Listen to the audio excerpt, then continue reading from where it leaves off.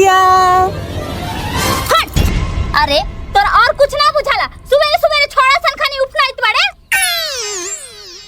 पुआ पूरी बना लेती आइते आ रंग लगाइते ई त ना होई।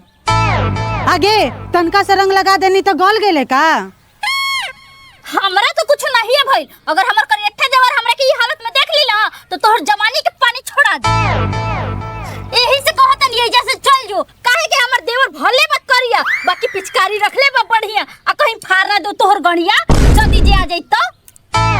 आगे दीदिया तू चुप, बड़का न त तोड़ा गांव के सब देवर मौगहवे बा, भर गांव छिचियनी है तब आके तोड़ा में रंग लगैनी है, बुझले? हमरो कौनो शौक नहीं खे कि भर गांव के जीजा के पिचकारी छोड़ के आ तोहार बैलून रंगी।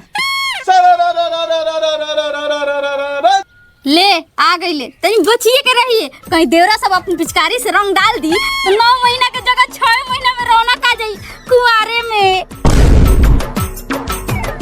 बक दीदिया तू हो ना, देखा सबनी के कैसे पानी छोड़ावा तानी।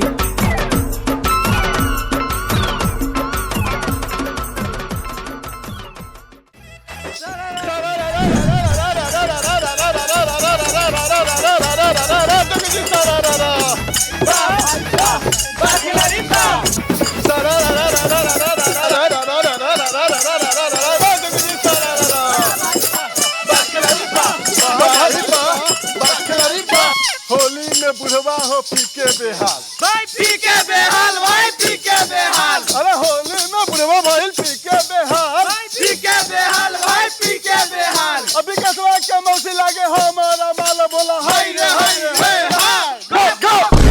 अच्छा एक तोरे वाला जोगिरा गावे हमरा ना आवेला, रुको सुनाव तनी बढ़िया। सारा रा रा रा रा रा रा रा रा रा रा रा रा बा जोगिरा सारा रा रा बा भाई बा बकलारी बा।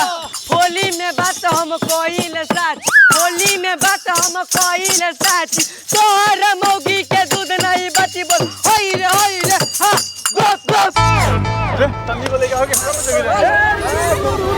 अरे तू से झगड़ा करे आल बारे, जोगिरा गावे आल बारे तो जोगिरा गो ना तो यहां से जो। क्या बता नहीं होली